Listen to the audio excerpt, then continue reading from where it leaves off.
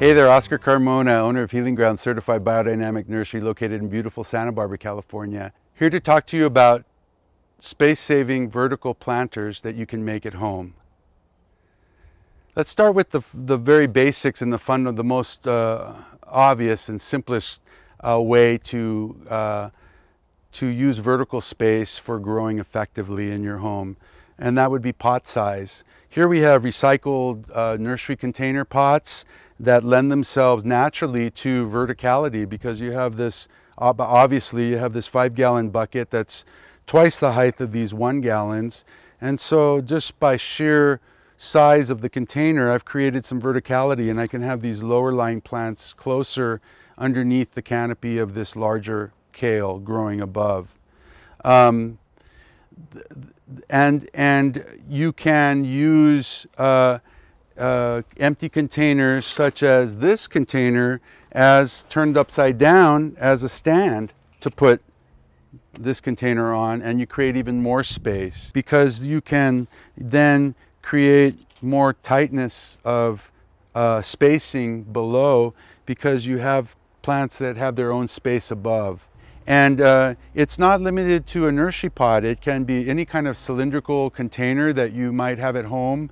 It can be a gallon milk jug. It can be some sort of vessel that is of some height that you can use. You can create shelves using wood and other materials to place plants on that will also create more verticality without having to go to the expense of buying any sort of stands or anything. So verticality is not simply from the ground up, although that's the obvious choice and it's easy to do, but we can also go from the top down, and we can have any number of suspension type rope systems, macrame systems, chain systems that allow us to link potted plants one above the other with space to be able to grow supported from some sort of a system from the roof down.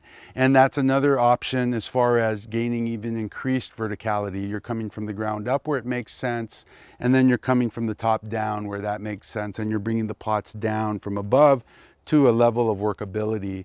And that's really great, especially for the kinds of plants that are either leafy plants that are easy to harvest and quick to harvest, or plants like perhaps strawberries and or even tomatoes that might hang over the edge and hang down.